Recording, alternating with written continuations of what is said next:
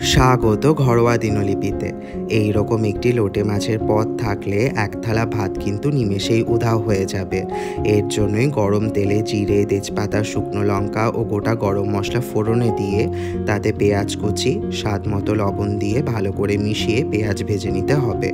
এরপর আদা, রসুন, টমেটো, কাঁচা লঙ্কা বাটা দিয়ে ভালো করে মিশিয়ে নিয়ে তাতে বেসিক কিছু গুঁড়ো মশলা, সামান্য একটু গরম জল দিয়ে ভালো করে মিশিয়ে নিয়ে মশলা কষাতে হবে। মশলা কষে এলে আগে থেকে পরিষ্কার করে রাখা লোটে মাছগুলি দিয়ে মশলার সঙ্গে ভালো করে মেশাতে হবে। মাথায় রাখতে হবে এই পর্যায়ে মাছের থেকে বেশ অনেকটাই জল ছাড়বে। সেই জল ভালো করে শুকিয়ে নিতে হবে।